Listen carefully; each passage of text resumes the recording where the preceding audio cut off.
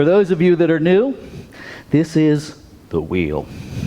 And the wheel is filled with questions from you and folks online. And I don't know how the talk is going to be contextualized until the wheel tells me every Sunday morning. Does my individual spiritual practice really make a difference? Well.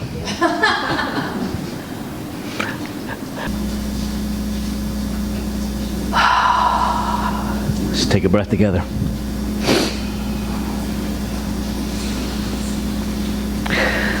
So today we're finishing up our journey with the ninth tradition.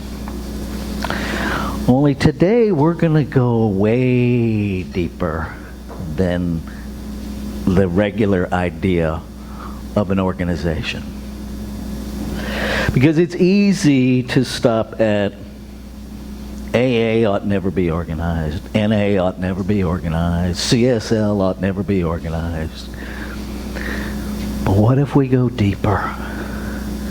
Theology ought never be organized. Amen. Philosophy ought never be organized. Religion ought never be organized. Thought ought never be organized. But then we have to add that second piece. Except those things may create service boards or committees directly responsible to those they serve. And then the question that we're really going to dive into today, who do you directly serve? Who does theology directly serve? Who does religion directly serve? Who does philosophy directly serve? Who does science of mind directly serve? Who does your thought directly serve? Because ultimately, theology, philosophy, religion, spirituality, all of those things come out of the organization of what? Thought. Change your thinking, change your life. Change your thinking, change the world. Does your individual spiritual practice really matter? Oh my God, yes. And if you believe that it doesn't, you don't understand what we teach here, and that's okay. That's why we come together to relearn it over and over again. Okay? But the reality of it is, if we claim a belief in one, then stop conveniently separating yourself. Because one of those things ain't true, folks. You cannot be anchored. Your foundation cannot be a belief in oneness that doesn't include you or somebody else. If there's any degree in separation in your thinking, you don't really believe in one. You believe in oneness as an idea. You believe in speaking it in some performative manner that makes you look like something, but you don't actually believe it. Or you wouldn't separate yourself. You couldn't. See, more than you wouldn't, if you really embody the truth of one, you can't separate yourself. It can't even be a thought you entertain. Do you get that? It can't even be in there if you really believe it. Let's make a completely ridiculous analogy. Have you ever looked in the mirror and whatever was looking back at you, you misinterpreted as some animal from the zoo? No. You always recognize it as you. Some other thought of who that is isn't even possible in your mind, because you know with absolute unquestioned certainty who and what you're looking at. Now, you may have questions about yourself, but you don't question that that is yourself. That's belief, people. That's believing something. Our individual spiritual practice is literally that. It's practice until we get to that place where what we say we believe is in fact all that we believe. Where it becomes unquestioned. To where that's all anybody sees in the mirror. Because see, that's a part of it. Directly responsible to those they serve. Who do you serve? In one, who do we serve? Everybody. Everything. Because there's only one thing to serve.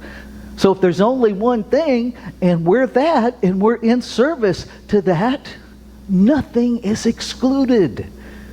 Somebody put a question on here about spiritual bypass. Spiritual bypass is the activity of spiritually rhetoric exclusion of things and people I dislike. It is a lie that says I believe in oneness, except for you. I believe new thought, but I refuse to have one. It's okay to laugh. Really, we all do it sometimes. We all do it sometimes. I'm not going to labor long because we're way over this morning and I want to honor people's time. But what I want to do is get to the core of this whole thing about organization.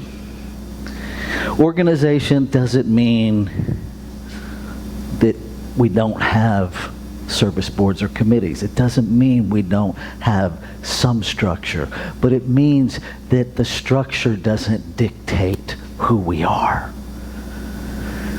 Thought. You're free to think whatever you want. The problem with organization is that sometimes it goes so far that it actually dictates what you think, what you say, what you wear, how you show up, how you stand. It turns people into little Stepford people that no longer think for themselves, that no longer listen to an inner voice. That's what we're talking about when we say ought never be organized. It ought never be organized to the point where it is controlling anybody. Creation itself controls nothing. Do you get that? Creation controls nothing. It simply creates, and its creation has the agency to create.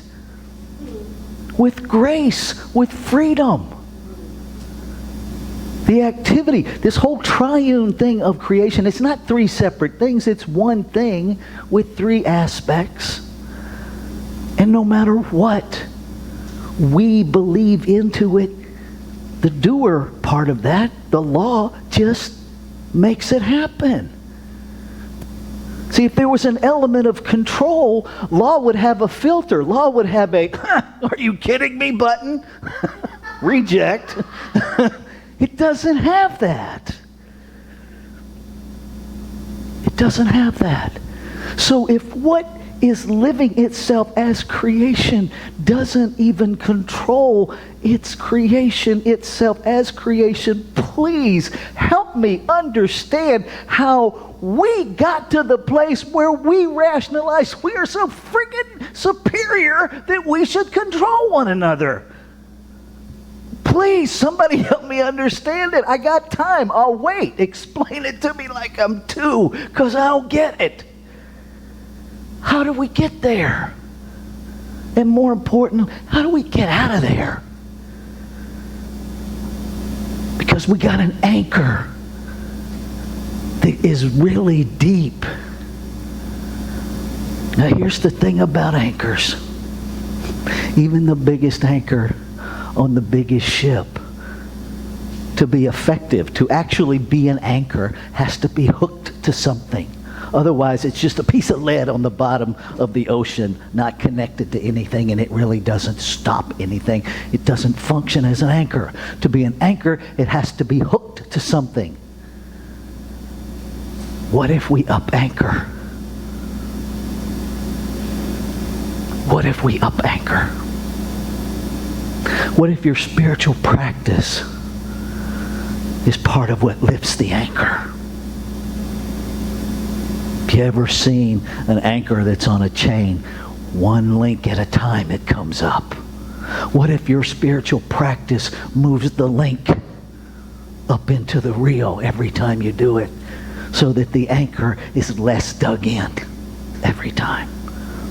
The anchor of humanity, the anchor of errant thought. Because what heals in one place heals every place, and we have to stop looking for the miraculous wah-wah where it's all evidenced at once. That's like, and that's not even, okay. Where that's really coming from is your human ego that needs to be recognized as, I prayed for that. Stop it. Stop it. Plant the tree that you will never sit in the shade of. Do you get that? Plant the tree that you will never sit in the shade of. Things grow at their own pace. Things happen at their own rate. Planting the tree doesn't make the shade less valuable for whoever gets to sit in it. It just means you don't get to sit there and puff up your chest and go, I created this shade. Because you didn't. You planted a seed. Life created the shade. But we have to get disconnected from serving ourselves. See, if your organization, if your service boards or committees, and if you don't have committees in your head, you're not telling the truth. If your service boards or committees are directly responsible to serving you, and only you, go back to the first part. Your thoughts ought never be organized. Your thoughts, as such, ought never be organized. But they may create service boards or committees directly responsible to those they serve. Who are you serving? Because if you're only serving yourself, you're living in separation. Stop it. I'm not even going to do a big old talk on that. Just stop it. Right? If I'm doing this and it hurts, here's the solution. Stop it. Doesn't really matter what I do instead at the point of stopping. Just stop. And then listen. Listen to that inner voice, because it's telling you what to do next. Even if you make a different mistake, you're making progress. Do you understand that? Insanity is repeating the same mistakes and expecting different results. Try something new. Even if it's a new mistake, it's progress. I will close with this. This is the most hysterical moment that I have had in a very long time in my household. If you're on Facebook, you may have already seen this. I get lessons where they're not expected and not intended. This just happened at the Ellis den. Deborah, Taz, and Thor. Boys, sometimes when you think you know things, it turns out we're completely wrong. Now, I'm sitting over here at my desk, and I said, speak for yourself. To which Deborah, without hesitation, said to Taz and Thor, well, there you go, boys. Your daddy is now our standard of perfection. We didn't see that coming, now did we? We can let go of it with humor. If you are the standard of perfection, please, people. None of us are that. Lighten it up. Let it go. Whatever your spiritual practice is, just do it. Do it daily, do it hourly, until it becomes your way of life. I don't think it's a mistake that the Science of Mind textbook is titled A Philosophy of Faith, a Way of Life. Because when we learn the philosophy, we begin to live it, which builds our faith. And if we stay in a faithful practice, it will become your way of life. It will. And will that heal this planet? Yes. More than this planet, it heals the whole. There's only one moment, and that's a whole class. But the bottom line is, there's one moment of now. That's it. Be present now. Be fully present. Quit worrying about what's going to happen. Doesn't mean don't plan. But where's your attention? Now we're back to WTF. Where's the focus? Right? Is it in this moment? Why we talk about this every time you're here, Jamie? What's that about? Jamie's in the room. We know what we're going to be talking about, y'all. I'm just saying. Where's the focus? Right? Because ultimately, if you will just make that, if you're not into prayer and meditation and journaling, just practice where's the focus. Is it where you want it to be? Is your focus directly serving who you're responsible to serve? If it's not, shift it. If it is, carry on. So I'm going to close without a spiritual mind treatment, because we're going to allow the closing song to be that. Because Jamie's going to lead us in first things first.